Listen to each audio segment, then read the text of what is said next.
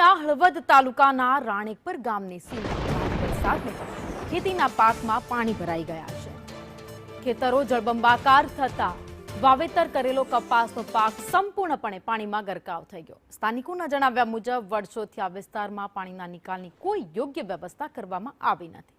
દર વર્ષે ચોમાસામાં પાક ધોવાઈ જતા આર્થિક નુકસાન વેઠવાનો વારો આવતા આક્રોશે ભરાયેલા ખેડૂતોએ તંત્રની નિષ્ક્રિયતા સામે રોષ ઠાલવ્યો। હળવદ તાલુકામાં ગતકાલે મેઘરાજા મન મૂકીને વરસ્યા છે ને 7 ઇંચ જેટલો સાર્વત્રિક વરસાદ નોંધાયો છે। તેને લઈ નદી નાળા છલકાઈ ચૂક્યા છે। ખેતરોમાં પણ ડેમ જેવી સ્થિતિ છે।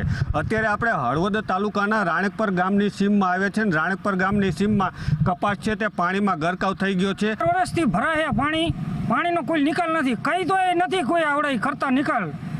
રજૂઆત કરી, બધું કર્યું, ચીફ ઓફિસરને ઓલે આપણે શું કહેવાય અરજી કરેલી છે, મામલતદારમાં કરેલી છે, નગરપાલિકામાં કરેલી છે, તોય યોગ્ય નિકાલ નથી આવડે કરતા। ડેટકો મશીન હાંકીને હવે 2 મશીન ને 1 ડેટકો 3 હાંકી, પાવર હોય તો ડેટકો હાંકી, નકર 2 મશીનથી અઠવાડિયું હાંકી ત્યારે આ ખાલી થાય છે। તમારે હજી અઠવાડિયા પછી આવવાની છૂટ।